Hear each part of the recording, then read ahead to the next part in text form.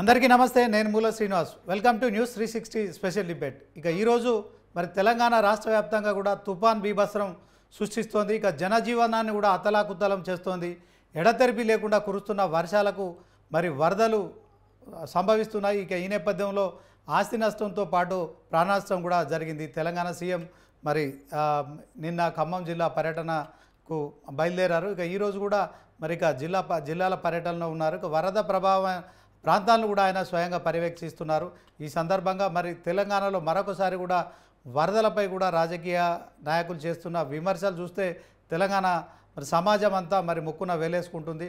ముఖ్యంగా కేటీఆర్ ట్వీట్ చేసిన దాన్ని అయితే ఇప్పుడు పూర్తి స్థాయిలో ఆయన ఒకవైపు మరి అమెరికాలో ఉన్నారు. ఇక అక్కడి నుంచి అంటే ప్రతి విషయంలో కూడా మరి ట్విట్టర్ ద్వారా స్పందించే మరి కేటీఆర్ మరొకసారి కూడా ఎక్స్ వేదిక మరి ప్రభుత్వంపై విరుచుకుపడ్డారు.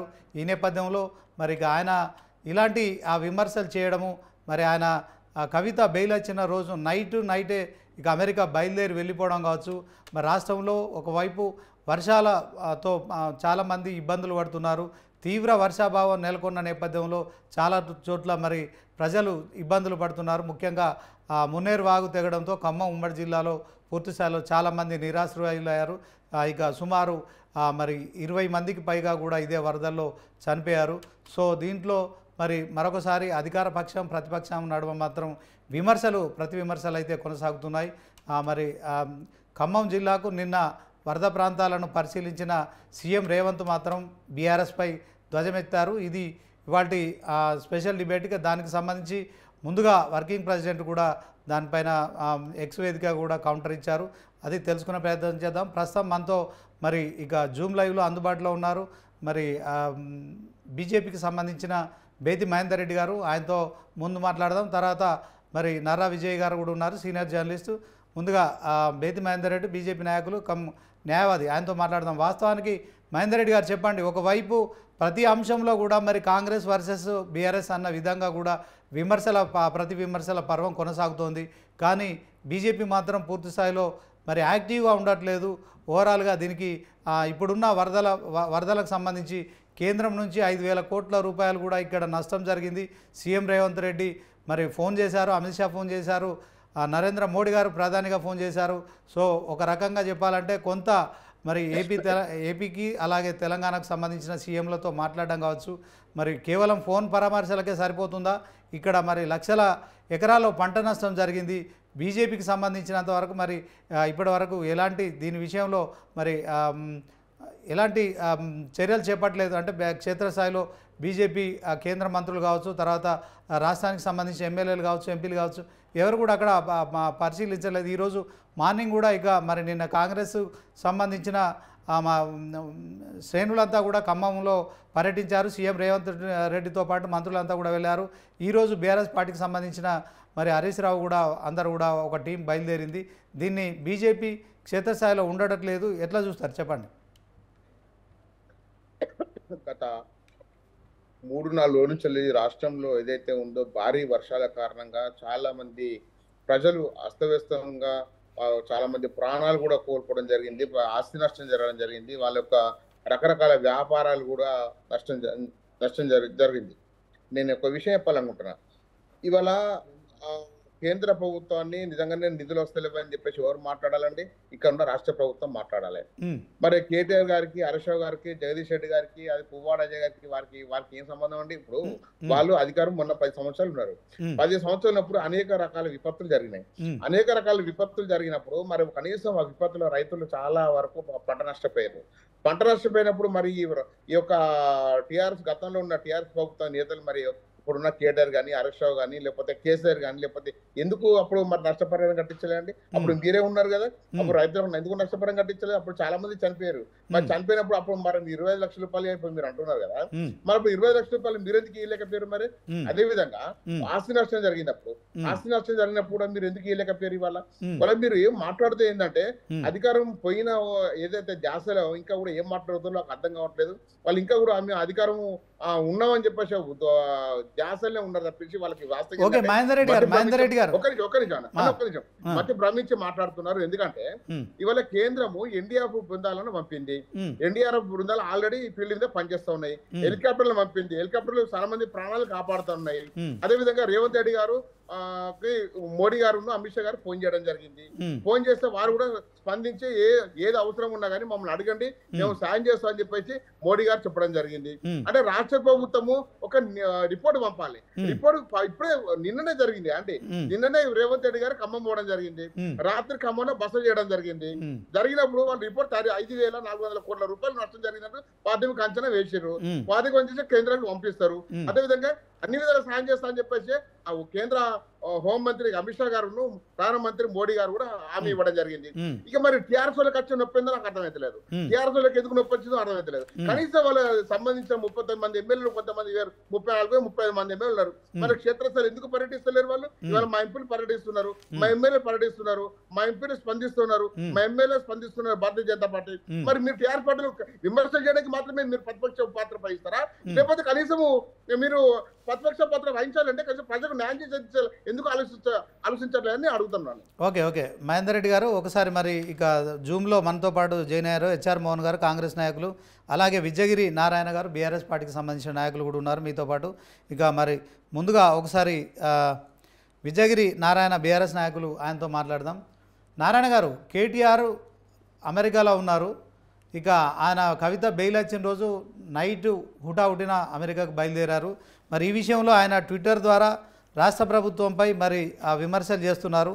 హైదరాబాద్లోని వాతావరణ కేంద్రం ఆగస్టు 27 నాడే తెలంగాణ జిల్లాలకు భారీ వర్ష సూచన ఉన్నదని హెచ్చరించింది. కానీ ప్రభుత్వం పట్టించుకోలేదని ఒకటి. తర్వాత దీంట్లో మరి ఇక రేవంత్ సర్కారే ఏదైతే ఇప్పుడు ఈ వరదలకు సంబంధించి విషయంలో మరి ఆ నేరపూరిత నిర్లక్ష్యం ఖరీదని మరొక తీవ్రమైన పదజాలం వాడారు. ఎట్ ద సేమ్ టైం మరొక యువ శాస్త్రవేత్తతో పాటు సుమారు 20 మంది ఈ వరదల్లో ప్రాణాలు కోల్పోయారు అని చెప్పి కూడా దానికి ప్రభుత్వమే కారణం అని చెప్పడం కావచ్చు.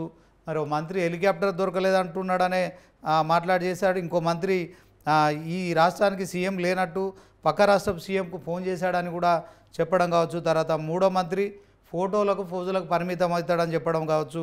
మరి జరగాల్సిన నష్టం అంతా జరిగిపోయింది.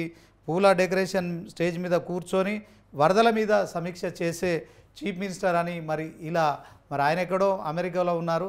మరి నిజంగానే వరదలు వచ్చినప్పుడు ప్రజలు ఇబ్బందులు ఉన్నప్పుడు ఇది ప్రతిపక్షాలు ప్రభుత్వం అందరూ కలిసి ముందుగా ఎక్కడైతే ఆపద ఉందో అక్కడ ఆపదలో ఉన్న ప్రజలను ఆదుకునేందుకు కూడా ముందుకు రావాలి. కానీ ఆయన ఇక్కడ లేకుండా మరి ఇలాంటి ట్విట్టర్ ద్వారా ఇలాంటి సందేశాలు ఇవ్వడం ఎంతవరకు కరెక్ట్ అంటారు చెప్పండి సార్? ఒకటే బీజేపీ పార్టీ కానీ కాంగ్రెస్ పార్టీ కానీ ఇంకా బీఆర్ఎస్ పార్టీ అధికారంలో ఉందని అనుకుంటున్నారు. వాళ్ళు అనుకుంటున్నారా? మీరు అనుకుంటున్నారా? ఖమ్మంలో క్షేత్రస్థాయిలో మా పువ్వాడ అజయ్ గారు మాజీ మంత్రి గారు అక్కడ వరద బాధితులతో కలిసి ఉన్నారు. వరద సంబంధించినటువంటి సమస్యలు పరిశీలిస్తున్నారు. ఇవాళ వాస్తవంగా వరద బాధితులను ముందస్తుగా ఆదుకోవడంలో రేవంత్ రెడ్డి గారు ప్రభుత్వం విఫలమయ్యింది. ఎందుకంటే భారత వాతావరణ శాఖ గత వారం రోజుల నుంచి 3 రోజులు ముందస్తుగానే హెచ్చరికలు జారీ చేస్తున్నది. అంటే ముందస్తుగా ప్రణాళిక రూపొందించడంలో రేవంత్ రెడ్డి ప్రభుత్వం విఫలమైంది. అక్కడ ఖమ్మంలో 3 మంత్రులండి, ఒక డిప్యూటీ సీఎం, ఒక సీఎం హోదా కలిగినటువంటి వ్యక్తి, ఇద్దరు మంత్రులు, 3 మంత్రులు ఉండి కూడా కనీసం 9 మందిగా విడిచిపోయినటువంటి ప్రాణాలు కాపాడలేకపోయిండు. ఒక మామూలు జేసీపీ డ్రైవర్ చేసినటువంటి సాహసాన్ని ఇవాళ రాష్ట్ర ప్రభుత్వం చేయలేకపోయింది. ఇంకొకటిసారి ఇప్పుడు ఢిల్లీ మన కవిత గారి బెయిల్ విషయంలో ఢిల్లీకి పోయినా అన్నది ఎంతమంది పోతున్నా అది అనవసరం విషయము. ఇవాళ సుప్రీంకోర్టే అనేక మొట్టికాయలు వేసి రేవంత్ రెడ్డి గారికి నోటీసులు పంపించింది. అదంతా కూడా మర్చిక మళ్ళీ మాట్లాడుతున్నారు. ఇవాళ ఇబ్బందులు ఉన్నటువంటి రైతులను ఆదుకోవడంలో కేంద్ర ప్రభుత్వం చొరవ చూపాలి, రాష్ట్ర ప్రభుత్వం చొరవ చూపాలి. వీరిద్దరు కలిసి మా పైన బీఆర్ఎస్ పార్టీ పైన దాడి చేయడం ఏందండి? ఇవాళ పంట నష్టపోయి ఇవాళ తిరిగింది ఎవరు? ఖచ్చితంగా మా నాయకులు తిరుగుతున్నారు. ఇప్పుడే మా మాజీ మంత్రి జోగురామన్న గారు మేమంతా కూడా మాకు కూడా సార్ పక్కన పెనుగంగ ప్రాజెక్టు ఉన్నటువంటి పెనుగంగ పరివాహంలో పుట్టుకపోయినటువంటి రైతు పంట చేలను పరిశీలన చేశాం. ఒకసారి ఇక్కడ కౌలు ఎకరానికి 30,000 రూపాయలు, ఒక్కో ఎకరానికి 34,000 రూపాయల 30,000-40,000 రూపాయల పెట్టుబడి మొత్తం కలిసి ఎకరానికి 60,000-70,000 ఖర్చు చేసుకున్న రైతు. ఇవాళ ఈ రైతు పెట్టినటువంటి పెట్టుబడి ఇదంతా కూడా దృష్టిలో పెట్టుకోకుండా, వాళ్ళ నష్టాన్ని దృష్టిలో పెట్టుకోకుండా కేవలం ఎకరానికి 10,000 రూపాయలు ఇస్తామని చెప్పడం ఏందండి? ఇది ఘోరమైన విషయం. నారాయణ గారు మహేంద్ర గారు ఒక విషయం చెప్పారు, 25 లక్షలు మీరు 25,000 డిమాండ్ ఇవ్వడం, 20 లక్షల డిమాండ్ అంటే గతంలోనే రేవంత్ రెడ్డి గారు ప్రతిపక్షంలో ఉన్నప్పుడు, లేదా మాకు ఓట్లేసి మేము అధికారంలోకి మమ్మల్ని తీసుకొస్తే వరద ప్రమాదంలో చనిపోయిన కుటుంబాలకు 25 లక్షలు ఇస్తామని డిమాండ్ చెప్పినటువంటి వ్యక్తి తనే. ఇలా వరద ముంపులో ఎకరానికి 25,000 ఇస్తామని చెప్పినటువంటి వ్యక్తి తనే. ఆయన ఇచ్చినటువంటి హామీ అమలు చేయాలని అడుగుతున్నాం. తప్పెట్లా అవుతుందండి? ఓకే నారాయణ గారు, ఇప్పుడు చెప్పినటువంటి ఒక విషయం నారాయణ గారు 1 మినిట్. ఇక దీంట్లో సీఎం రేవంత్ రెడ్డి మరి ఆయన ముఖ్యమంత్రిగా మరి వరద ప్రభావిత ప్రాంతాల్లో పర్యటించారు, అక్కడ ప్రజల్ని ఓదార్చారు. నిన్న మరి ఉడావుడిన ఇక్కడ నుంచే హైదరాబాద్ నుంచి బయలుదేరి ఖమ్మం వెళ్ళారు. ఈరోజు కూడా ఇంకా ఎక్కడైతే వరద ప్రభావిత ప్రాంతాల్లో పర్యటిస్తున్నారు. దీంట్లో మరి బీఆర్ఎస్ ప్రభుత్వం వాస్తవానికి ప్రతిపక్షంగా కేవలం ఆరోపణలు మాత్రమే చేస్తోంది. కేంద్రంలో ఉన్న మరి ఏదైతే ప్రభుత్వంపై కూడా ఇలాంటి విపత్తును జాతీయ విపత్తుగా ప్రకటించడానికి ఎందుకు అడగట్లేదని కూడా మరి సీఎం రేవంత్ రెడ్డి మరి ప్రశ్నిస్తున్నారు. దీంట్లో మరి 1,00,000 కోట్ల రూపాయలు కూడా 1,00,000 కోట్ల రూపాయలు దోచుకున్నారు కదా, ఇప్పుడు నష్టపోయిన రైతాంగానికి కూడా మరి కొంత ఏదైతే ఇప్పుడు ప్రజలకు సాయం చేయొచ్చు 1,000 కోట్లు అని చెప్పి కూడా మాట్లాడుతున్నారు. మరి ఓవరాల్గా చనిపోయిన కుటుంబాలకు 5 లక్షల ఎక్స్గ్రేషియా కూడా ప్రకటించారు. పంటలు దెబ్బతిన్న ఎకరానికి కూడా 10,000 నష్టపరిహారం ఇస్తామని సీఎం రేవంత్ మరి ఆయన ముఖ్యమంత్రి హోదాలో తెలంగాణ రాష్ట్ర ప్రజలకు రైతాంగానికైతే ఒక మెసేజ్ ఇచ్చారు. దీంట్లో మరి మీరు కేవలం ప్రతిపక్షంలో ఉండి ప్రభుత్వం తరఫున మంత్రులు ముఖ్యమంత్రి వెళ్ళిన తర్వాత మీరు వెళ్ళడం అంటే కేవలం మీరు విమర్శలు చేయడం తప్ప మరి ఎవరైతే ఆపదలో ఉన్న బాధితులను ఆదుకోవడంలో మీకు చిత్తశుద్ధి లేదనే వాదిస్తున్న కాంగ్రెస్కు సంబంధించి కావచ్చు, సీఎం రేవంత్ రెడ్డి మాట్లాడుతున్న మాటలకు ఏం చెప్తారు చెప్పండి? సార్, బాధితులను ఆదుకోవాల్సిన బాధ్యత ఎవరిపైన ఉంటుంది? కేంద్ర ప్రభుత్వం పైన, రాష్ట్ర ప్రభుత్వం పైన. నిన్న ఖమ్మంలో ముఖ్యమంత్రి గారు పర్యటించిన సందర్భంగా ప్రజలంతా వ్యతిరేకించారు, ప్రజలందరూ కూడా నిలదీశారు. మనం మీడియా ద్వారా గమనించాం. ఇవాళ 5 లక్షలు ముష్టిగా నష్టపరిహారం ఇవ్వడం చెప్పడం ఉంది. ఆనాడు నువ్వు అధికారంలోకి వచ్చిన తర్వాత 25 లక్షలు ఇస్తానని చెప్పిన వ్యక్తి, ఎకరానికి 25,000 నష్టపరిహారం ఇస్తానని చెప్పిన వ్యక్తి ఇవాళ ముష్టి 10,000 ఇస్తానని ప్రకటించడం ఏందండి? ఇవాళ ఇంకొకటి అధికారికంగా బీఆర్ఎస్ పార్టీ నాయకులు తిరగట్లేదు వరద ప్రాంతాలను మాట్లాడుతున్నారు. ఇలా ఖమ్మంలో ఉన్నటువంటి మా పార్టీ యంత్రాంగం అంతా కూడా పువ్వాడ అజయ్ కుమార్ గారితో సహా అందరూ కూడా పర్యవేక్షణలో తిరుగుతూ ఉన్నారు. పార్టీ వ్యవస్థ కదా. ఇవాళ రాష్ట్రం అంతా కూడా ఒకటే సార్. ఇప్పుడు మేము ఒకటి చెప్పాల్చుకున్నాము, ఇవాళ రాష్ట్ర వ్యవసాయ రంగాన్ని కాపాడే విషయంలో అటు కేంద్రంలో బీజేపీ అధికారం ఉంది, రాష్ట్రంలో కాంగ్రెస్ అధికారం ఉన్నది. ఇవాళ 2004లో స్వామినాథన్ కమిటీ సిఫారసులు అమలు చేస్తామని చెప్పి 10 సంవత్సరాల వాళ్ళ అధికారం నుండి వాళ్ళు అమలు చేయలేదు. 2014 నుంచి 24 ఇప్పుడు కూడా అధికారంలో బీజేపీ ఉన్నారు, వాళ్ళు అమలు చేయలేదు. కేవలం వ్యవసాయ రంగానికి అంతో ఇంతో స్వామినాథన్ కమిటీ సిఫారసులు అమలు చేసి వ్యవసాయ రంగాన్ని అభివృద్ధి చేసే విధంగా ప్రయత్నం చేసింది కేసీఆర్ గారే. ఇవాళ కాంగ్రెస్ ప్రభుత్వం ఈ రాష్ట్రంలో ఒక విజన్ లేనటువంటి ప్రభుత్వం, ఒక విధానం లేని ప్రభుత్వం ఇలా రాష్ట్రంలో ఉన్నది. నేను ఎందుకు అంటున్నానంటే, ఒక ప్రభుత్వం అనేది అది పారిశ్రామిక విధానమా లేకపోతే వ్యవసాయ స్థిరీకరణ ఏదో ఒకటి చూపించాలి. ఏది లేకుండా పరిశ్రమల విషయం జోలికోరు, కొత్త పరిశ్రమ నెలకొల్పే ప్రయత్నం చేయరు. అటు కేంద్ర ప్రభుత్వం ఉన్న పరిశ్రమలను మూసేస్తున్నారు. ఇవాళ శ్రీధర్ గారు ఆదిలాబాద్ జిల్లా పర్యటన చేస్తున్నారు, మామూలుగా ఏదో మొక్కుబడిగా. ఇలా సీసీఐ ప్లాంట్. నారాయణ గారు 1 మినిట్. ఇక మరి ఒకసారి హెచ్ఆర్ మోహన్ గారితో మాట్లాడతాం, కాంగ్రెస్ నాయకులు. మోహన్ గారు, గుడ్ ఆఫ్టర్నూన్. మోహన్ గారు నమస్తే. నమస్తే. రేవంత్ రెడ్డి వ్యాఖ్యలపై కేటీఆర్ ఆగ్రహం వ్యక్తం చేశారు. ఎక్స్ వేదికగా కూడా ఆయన మరి ట్వీట్ల వర్షం కురిపించారు. రాష్ట్రంలో కుంభకర్ణ కాంగ్రెస్ ప్రభుత్వం అని అభివర్ణించాడు. వాతావరణ శాఖ 27వ తేదీ నాడు తెలంగాణ జిల్లాలకు భారీ వర్ష సూచన ఉందని హెచ్చరికలు చేసినప్పటికీ కూడా స్పందన లేదు, ముందు జాగ్రత్తలు లేవు, స్థానిక ప్రజలకు హెచ్చరికలు లేవు.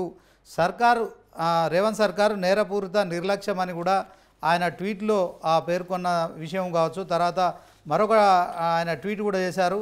ఇక పక్క రాష్ట్రాన్ని కూడా పోల్చుకుంటూ పక్క రాష్ట్రంలో 6 రెస్క్యూ హెలికాప్టర్స్ను తెప్పించుకున్నారు, 150 రెస్క్యూ బోట్స్ కూడా తెప్పించుకున్నారు.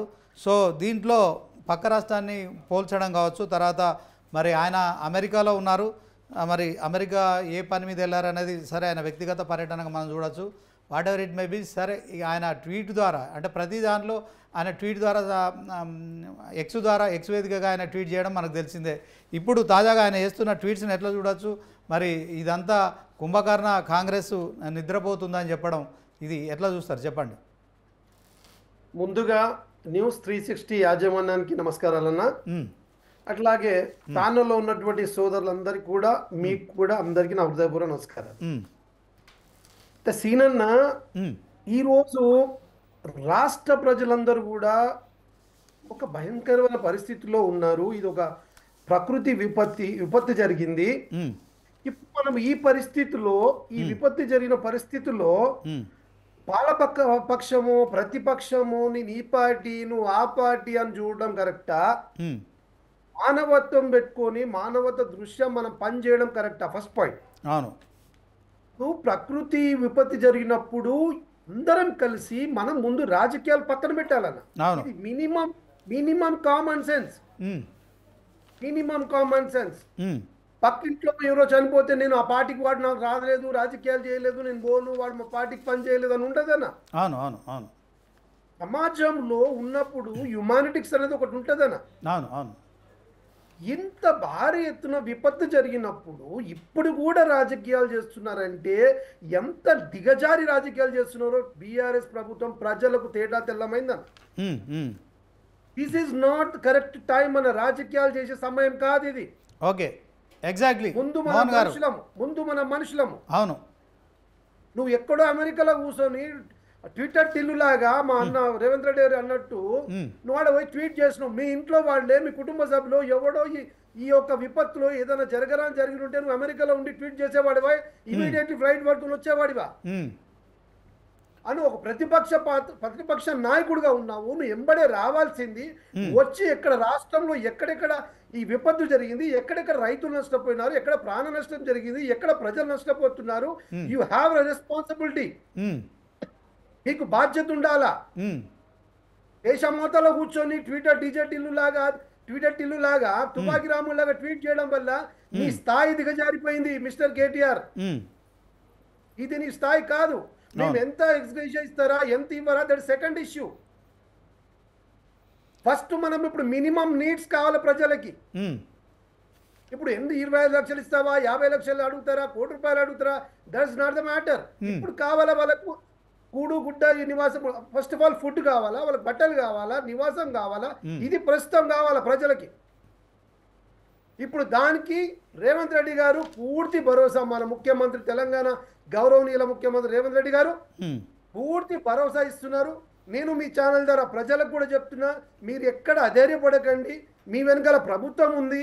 ఒక ఉక్కు లాంటి మనిషి మన రేవంత్ రెడ్డి అన్న గారు ఉన్నారు. మీరు ఇట్లాంటి చిల్లర బొల్లర మాటలు రాజకీయాలు కొంతమంది చేస్తుంటారు. వాళ్ళ మాయ మాటలు పడి మీ జీవితాలు పాడు చేసుకోవద్దు. మీ వెనకాల ప్రభుత్వం ఉంది ఖచ్చితంగా. నిన్ననే రేవంత్ రెడ్డి గారు కేంద్రానికి కూడా ఒక ఫోన్ ద్వారా లెటర్ ద్వారా కూడా చెప్పినాడు, ఇది జాతీయ విపత్తుగా ప్రకటించాలండి అని ప్రధానమంత్రి గారు కూడా విన్నపం చేయడం జరిగింది. ఇప్పుడు మనం ఎవరెవరు ఏ పాత్రలో ఉన్నామో అన్నది ఇంపార్టెంట్ కాదు. మన స్థాయి తగ్గట్టు మనం ప్రజలకు సేవ చేయాలన్నా. నువ్వు ఎక్కడో ఉండి ఇట్లాంటి అన్న. ఇంకొకటి చిన్న విషయం చెప్తా మీకు నేను. చెప్పండి. ఇప్పుడు ఈ యొక్క ప్రకృతి విపత్తి వచ్చినప్పటికీ 2014 తర్వాత ఇప్పటి వరకు దాదాపు ఈ సైక్లోన్స్ నానా రకాలుగా పేర్ల మీద వచ్చినాయి. ముడి అని, నిలఫోర్ అని, దయి అని, ఇప్పుడేమో ఆసనా అని, ఈ రకంగా ఒక 5-6 సైక్లోన్స్ వచ్చినాయి అన్న. వీళ్ళు మరి ఏ సైక్లోన్లు వచ్చిన వాళ్ళకి అంటే ఇంతకుముందు తుఫాన్లో ఈ రకంగా తెలంగాణ ప్రాంతంలో ప్రాణ నష్టమే కానీ, రైతులు పంట నష్టమే కానీ, భూ నష్టమే కానీ, ఇల్లు నష్టపోను, ఆస్తి నష్టమే కానీ ఎన్నో జరిగినాయన్న. ఒక చిన్న ఉదాంతం చెప్తా మీకు నేను. ఎన్నికల ముందర 6 నెలల ముందర అంటే 2023కి ఎన్నికల 6 నెలల్లో ఏడాది ముందర ఒక తుఫాన్ వచ్చిందన్న. అది దయ్యి దాని పేరు అని వచ్చింది. దానికి ఏం చేసినారు, ఈ మనం మాజీ ముఖ్యమంత్రి అయినటువంటి కేసీఆర్ గారు ఒక చాపర్ వేసుకొని via Khammam Warangal via Khammam Eturunagaram via Khammam పోయారు. పోయి అక్కడ మిర్చి పంట నష్టపోయిందని, పత్తి పంట నష్టపోయిందని ఈ రకంగా చెప్తూ ఎకరకు 10,000 ఇస్తా అని ప్రకటన చేసి వచ్చేసిండు. అన్న నేను నిజంగా చెప్తున్నా, గుండెమే చేసుకొని ఒక్కరికి ₹1 రాలేదన్న. అంటే మాటలకు కోటలు దాటుతాయన్న. వాళ్ళు మాట్లాడే ప్రభుత్వం చేసింది కాబట్టి ప్రజలు పక్కన పెట్టినారు. ఇప్పుడున్న మా రేవంత్ రెడ్డి గారి ప్రభుత్వం ప్రజాపాలన, ప్రజల పాలన, ప్రజలే పాలించుకుంటున్నారు. మీరు గత 3-4 రోజుల నుండి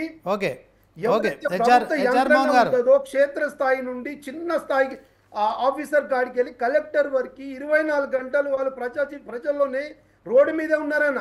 okay okay okay HR Mohan గారు 1 మినిట్.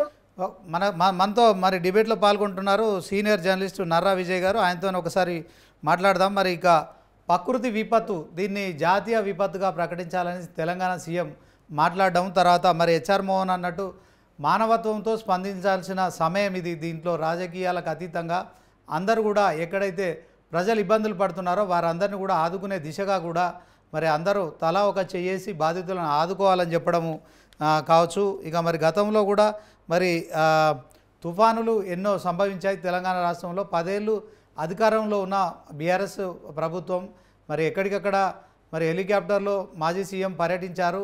మరి ఇక పంటలు దెబ్బతిన్నాయి, సో మీకు నష్టపరిహారం అని చెప్పారు, కానీ ఎక్కడ కూడా క్షేత్రస్థాయిలో ఇది అమలు కాలేదు అని చెప్తున్నారు. విజయ్ గారు అమలు కాలేదంటున్నారు. సరే, గత ప్రభుత్వంలో ఇచ్చినటువంటి హామీ అమలు కాలేదనేది ఇప్పుడు చేస్తున్నటువంటి ఆరోపణ. అవును, చేసినటువంటి నేపథ్యంలో ప్రజల ముందుకు పోయారు, ఎలక్షన్స్ అయ్యాయి, ఆ ప్రభుత్వం ఓడిపోయింది, ఉన్నటువంటి పార్టీ ఓడిపోయింది. అదే ఆదర్శం. మరి కాంగ్రెస్ పార్టీకి ఇప్పుడు అధికారం వచ్చారు, అధికారం వచ్చిన తర్వాత వీళ్ళు ఏం చేయాలి? ముందే హెచ్చరించారు. హెచ్చరించిన తర్వాత రాజకీయాలు చేయకుండా ప్రజలకు మంచి సేవలు అందించే విధంగా వ్యవహరించాలి. అక్కడ మంత్రులు ఎవరంటే పబ్లికే అంటున్నారు కదా, 3 మంత్రులు ఉండి కూడా ఏం చేసిరని బూతులు మాట్లాడుతున్నారు. చిన్న చిన్న ఇంటర్మీడియట్ పిల్లలు మాట్లాడుతున్నారు, బూతులు మాట్లాడుతున్నారు. అది అర్థమవుతలేదా? అది చూసుకోవాలి కదా. 3 మంత్రులు ఒక జిల్లా.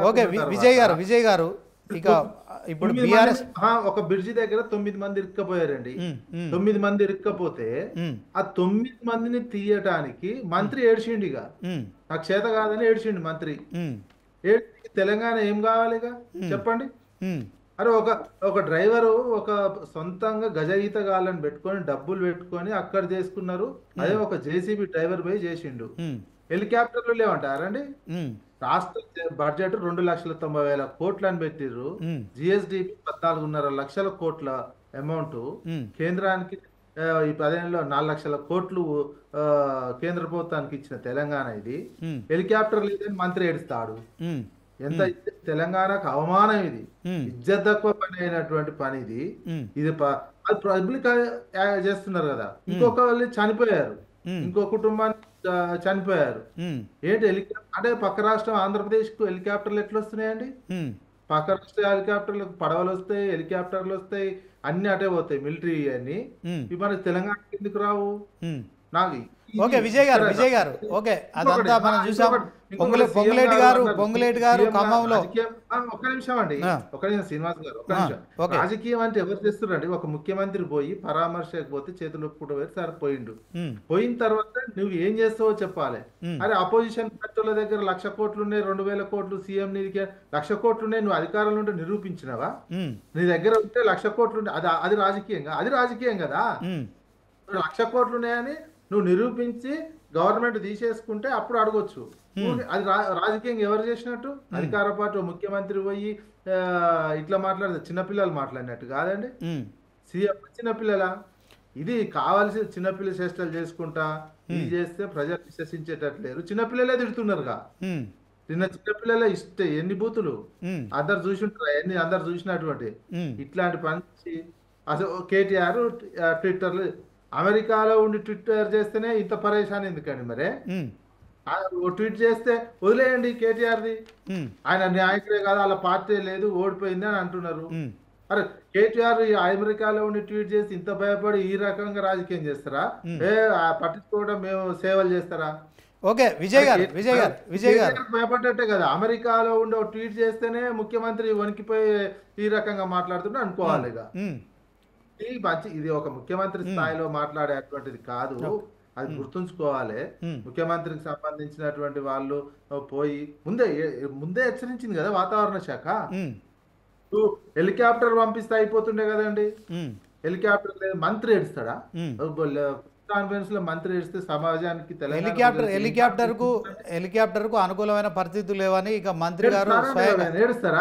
అక్కడ వరదల్లో ఓకే 1 మినిట్ విజయ్ గారు, ఓవరాల్గా తెలంగాణ రాష్ట్రంలో మరి వర్షాలు వరదలు మరి తెలంగాణ రాష్ట్రాన్ని అతలాకుతలం చేస్తున్న తరుణంలో మరి మొత్తానికైతే ఇటు మరొకసారి కూడా కాంగ్రెస్ వర్సెస్ బీఆర్ఎస్ మధ్య కూడా విమర్శలు ప్రతి విమర్శలు మరి ఇక మాటల కోటలు దాటి మరి దీంట్లో కొంత మరి మరొకసారి కూడా రాజకీయంగా వాతావరణం వేడెక్కుతోంది. ఇదే అంశంలో ఇక మరి ముఖ్యమంత్రిగా సీఎం రేవంత్ రెడ్డి ఇక మరి నిన్న హైదరాబాద్ నుంచి హుటాహుటిన తన మంత్ర బృందంతో కూడా బయలుదేరారు.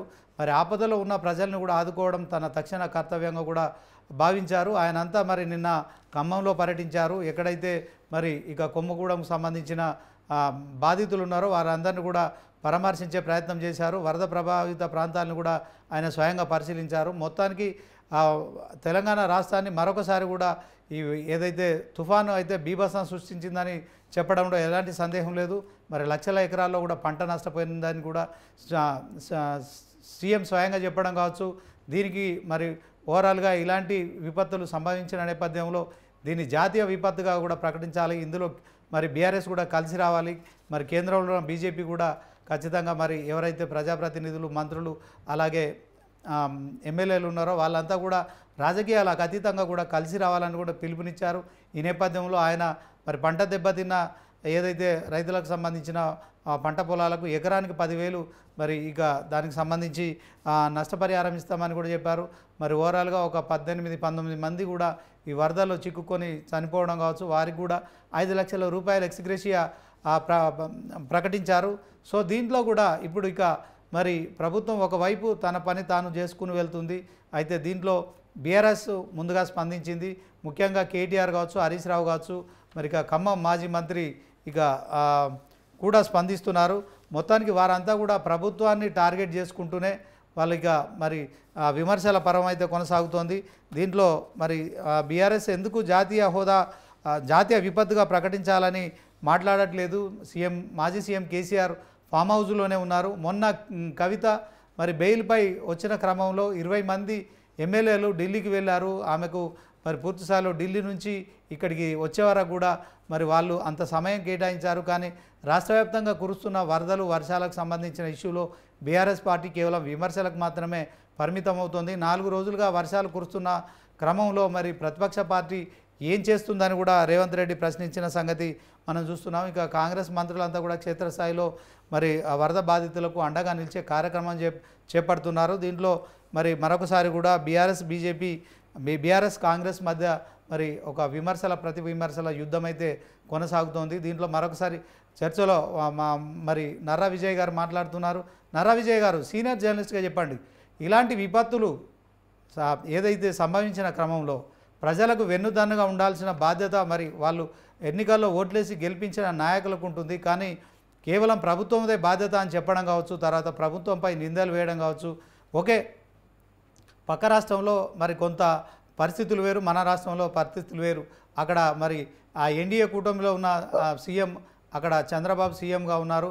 ఇక మనం కాంగ్రెస్ మరి ఇండియా కూటమికి సంబంధించి కొన్ని రాజకీయ పరంగా కావచ్చు, తర్వాత ప్రాక్టికల్గా కొన్ని రాజకీయపరమైన అంశాలు ఉంటాయి. దాంట్లో మరి చంద్రబాబు కొంత అతనికి సీనియారిటీ ఉంది. తర్వాత ఆంధ్రప్రదేశ్లో వరదలు రావడం అనేది సహజంగా ఎక్కువ జరుగుతుంది. సో ఆయన కూడా కొంత మరి సీఎంగా కాకుండా పూర్తిస్థాయిలో స్పందించారు. ఇక ఈ నేపథ్యంలోనే తెలంగాణలో కూడా మరి కొంత మరి బీఆర్ఎస్ కూడా అనుభవం ఉంది. మాజీ సీఎం కేసీఆర్ 10 ఏళ్ళు మరి ఈ రాష్ట్రాన్ని పరిపాలించారు. కేవలం రాజకీయాలు చేయడమే కాదు, మీరు సలహాలు ఇవ్వండి, సూచనలు ఇవ్వండి, మేము స్వీకరిస్తామని కూడా రేవంత్ రెడ్డి చెప్తున్నారు. ఏం చెప్తారు విజయ్ గారు? చూడండి, పక్క రాష్ట్రం అది ఒకటి చెప్పాలి. పక్క రాష్ట్రంలో సీఎం ఆయన ఎన్డీఏ కాబట్టి కేంద్రం అంతా ఆయనకు సాయం చేస్తుంది. ఆ విషయం ఇక్కడ సీఎం చెప్పాలి కదా. సీఎం నాకు కేంద్రం అంటే ఆయన చెప్పట్లేదు, ఆయన చెప్పట్లేదు. ఇక్కడ ఉన్న మనం అంతా ఏకమైపోయి ఆయన చెప్పట్లేదు. ఇంకేమంటున్నారంటే విజయవాడ కంటే ఎక్కువ నష్టం ఖమ్మంలోనే జరిగిందని మన ముఖ్యమంత్రి అనౌన్స్ చేశారు. మరి విజయవాడ కంటే ఎక్కువ ఖమ్మంలో నష్టం జరిగితే అక్కడికి హెలికాప్టర్ పంపుతావు, ఎందుకు మాకెందుకు పంపమని కనీసం అడగట్లేడు కదా. సాయం అదే కదా ప్రశ్నించేది. ఇక బాధ్యత ఎవరికి ఎక్కువ ఉంటుందండి? ఓట్లేసి గెలిపించింది ఖమ్మంలో కావచ్చు. బాధ్యత ఉంది కనుకనే ఆయన క్షేత్రస్థాయిలో ఖమ్మం వెళ్ళాడండి. నిన్న వెళ్ళాడు ఒక సీఎంగా, వెళ్ళి ఇప్పుడు కూడా వరద ప్రభావిత ప్రాంతాల్లో పర్యటిస్తున్నారు. కానీ బీఆర్ఎస్ పార్టీకి సంబంధించిన ఎమ్మెల్యేల బృందం ఇవాళ బయలుదేరింది. దీన్ని ఎట్లా చూస్తారు? ప్రజల పట్ల బాధ్యత అందరికీ ఉండాలనే విషయంలో మరి తెలంగాణలో జరిగిన వరద విపత్తును జాతీయ విపత్తుగా ప్రకటించాలని సీఎం రేవంత్ రెడ్డి కోరుతున్న నేపథ్యంలో ఇప్పటికీ మాజీ సీఎం కేసీఆర్ నుంచి ఒక ప్రకటన కూడా రాలేదు. కానీ కేటీఆర్ మాత్రం ఎక్స్ వేదికగా అమెరికా నుంచి కౌంటర్ల మీద కౌంటర్లు ఇస్తున్నారు. సో దీన్ని ఎట్లా చూస్తారు? మరి ఆయన అమెరికాకి ఎందుకు వెళ్ళారు? సరే, వ్యక్తిగత పర్యటనకు వెళ్ళారా, లేకుంటే మరి ఆయన వ్యక్తిగతంగా ఉన్నప్పుడు వ్యక్తిగతం, కానీ ఎక్స్ వేదికగా ఇక్కడ కౌంటర్లు ఇవ్వడము, వరద రాజకీయాలను ప్రోత్సహించడం ఎట్లా చూస్తారండి? అదే కదండి నేను చెప్పేది, అదే కదా. అమెరికాకు వాళ్ళు వ్యక్తిగతం పోయిన తర్వాత వర్షం వచ్చింది. అరే ట్విట్టర్లో ట్వీట్ చేస్తేనే ఇంత భయపడుతున్నటువంటి వాళ్ళు అనుకోవాల్సి వస్తుంది. కేటీఆర్ చేసిండు, వాళ్ళ పార్టీ విధానం వాళ్ళ పార్టీ నాయకులు చెప్తున్నారు. పార్టీ విధానం బీఆర్ఎస్ పార్టీ విధానం ఏంది, అటు ఉన్నటువంటి నాయకులు పువ్వాడ అజయ్ గారు కావచ్చు, హరీష్ రావు కావచ్చు, వీళ్ళంతా కేటీఆర్ కావచ్చు, వాళ్ళ పార్టీకి సంబంధించిన చెప్తూనే ఉన్నారు. మీరు 25 లక్షలు అనేది అంతకుముందు మేము అప్పుడు ఉన్నటువంటి గవర్నమెంట్ 25 లక్షలు ఇవ్వలేదనే కదా ఆరోపణ చేసింది. 25 లక్షలు ఇవ్వాలని డిమాండ్ పెట్టిందే రేవంత్ రెడ్డి గారు. మరి అధికారం వచ్చినాక 25 లక్షలు ఆయన వేయాలి కదా. వాళ్ళు ఇంప్లిమెంటేషన్ చేయలేదు, ఓడిపోయారు. ఆ పార్టీ ఓడిపోయింది. ఓడిపోయిన పార్టీ ఎక్కువ బాధ్యత ఎవరికి ఉంటుందండి? గెలిపించి ముఖ్యమంత్రికి ఉన్నోళ్ళు చేయాలి. ప్రతిపక్షం వాళ్ళు 3వ రోజో 4వ రోజో పోతారు, చూస్తారు, ఇది చేయమని చెప్తారు. నువ్వు ప్రతిపక్ష పార్టీ పరంగా స్పందించింది కదా, అది ఇష్యూ. అంటే విజయ్ గారు కెలామిటీ అని అధికార విజయ్ గారు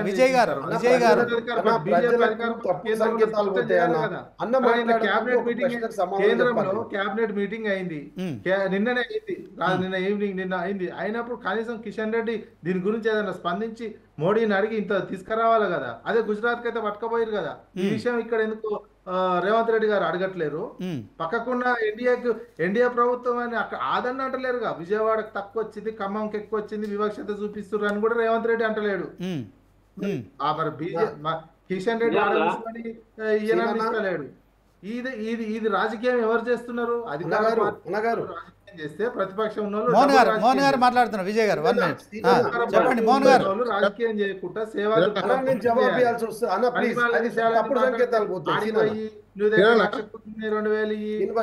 ప్రతిపక్ష నాయకుడు వస్తాడు రాడు, అది విషయం. అంటే నువ్వు అధికార పక్షంగా విజయ్ గారు 1 మినిట్ విజయ్ గారు ప్రతిపక్షం మీద వేసి తప్పించుకుంటా అంటే కుదరదు. ప్రతిపక్షం వాళ్ళకి బాధ్యత అయిపోతే ఏముంది, అధికార పార్టీకే ఉంటది. సాయం చేస్తారు. ఉదిరాజు రవిచంద్ర వీళ్ళందరూ ఏదో చేస్తుంటారు ఇక్కడ ఎమ్మెల్యేలు, అది ప్రతిపక్షం వాళ్ళ. ఓకే, మోహన్ గారు మాట్లాడతారు. కాంగ్రెస్ నాయకులు మోహన్ గారు మాట్లాడతారు. విజయ్ గారు 1 మినిట్ విజయ్ మోహన్ గారు మాట్లాడారు. అన్నగారు మాట్లాడుతూ 2-3 సార్లు ఇప్పుడు కేటీఆర్ ట్వీట్ చేస్తే భయపడుతురా, కేటీఆర్ ట్వీట్ చేస్తే భయపడుతురా. అరే ఇది భయం కాదన్నా, బాధ్యత. నన్ను మాట్లాడియండి. మోహన్ గారు మీరు మాట్లాడండి. విజయ్ గారు మాట్లాడియండి. విజయ్ గారు మీరు ఆయన ఒక శాసన సభ్యుడా కాదా? ప్రధాన పక్షమైన పార్టీ టీఆర్ఎస్ పార్టీలో కీలక నాయకుడా కాదా? బాధ్యతహీనంగా అమెరికాలో ట్వీట్ చేయడం కాదు. ఇవాళ కవితమ్మకో ఇంకోరికి ఏమైనా అయితే ఫ్లైట్ పట్టుకొని రాడా? ఇంత తెలంగాణ రాష్ట్రం అతలాకుతం జరుగుతుంటే అమెరికాలో కూర్చొని చిన్న పోరాడు చేసిన ట్వీట్ చేస్తే దాన్ని మీరు మెచ్చుకోవడం ఏంటనా? ఆయన ట్వీట్ ఎవడో భయపడుతున్నాడా? నువ్వు ట్వీట్ పని అన్న ఒక్క నిమిషం ప్లీజ్. నేనేమంటున్నా, మీరు క్షేత్రస్థాయిలో వచ్చి సహాయం చేయకున్నా పర్వాలేదు కానీ చిన్నపిల్లలు ఆడుకున్నాడు ఫోన్ పట్టుకుని అమెరికాలో ట్వీట్ చేయడం అంటే నవ్వుతున్నారు ప్రజలు. అది మీరు దిగజాడిన రాజకీయాలు చేస్తూ దాన్ని నువ్వు ధైర్యాన్ని భయం అని చెప్తలేము, దాన్ని భయం అంటలేము. మీరు భయం అంటే దానికి సమానం చెప్తున్నా. మినిమం కామన్ సెన్స్ ఉన్న ఏ నాయకుడు చేయడు. ఒక మనిషికి ఆలోచన ఉండాలి. అరే ఈ పరిస్థితి ఇట్లుంది, అన్ని పార్టీలు కలవాలా. ఇప్పుడు నేను ఏ పార్టీ కించపరిచి మాట్లాడలేదు. ఇప్పుడు గుజరాత్ కూడా అల్లకుల్లాలు జరిగినాయి అన్న. ఇప్పుడు అట్లా బీజేపీ పార్టీ తప్పు చేసింది అన్న. అరే గుజరాత్ అన్ని పైసలు ఇచ్చారు, అది అడుగుతలేరు. కాంగ్రెస్ నోయాడాలో జరిగింది. నాకు అర్థం కాదు. గుజరాత్ కు అన్ని నిధులు పోతున్నాయి, అన్ని నోయాడాలో జరిగింది. నోయాడాలో జరిగింది. అది కాదు నాకు చెప్పేది. మీరు మాట్లాడి ఓకే, ఇది ఇవాల్టి స్పెషల్ డిబేట్. ఇక తెలంగాణ రాష్ట్ర వ్యాప్తంగా వరదలు మరి ఒకవైపు ప్రవహిస్తున్నాయి. సో వర్షాలు కూడా కురుస్తున్న నేపథ్యంలో రాజకీయ నాయకులు మాత్రం ఇక కామన్గా మరి విమర్శలకైతే దిగుతున్నారు. ఈ నేపథ్యంలో మరి తెలంగాణ ముఖ్యమంత్రిగా రేవంత్ రెడ్డి ఖమ్మం జిల్లాను పర్యటించారు. ఈరోజు వరంగల్ జిల్లాలో కూడా పర్యటిస్తున్నారు. ఎక్కడెక్కడైతే వరద ప్రభావిత ప్రాంతాల్లో బాధితులకు మరి భరోసానిచ్చే కార్యక్రమం చేస్తున్నారు.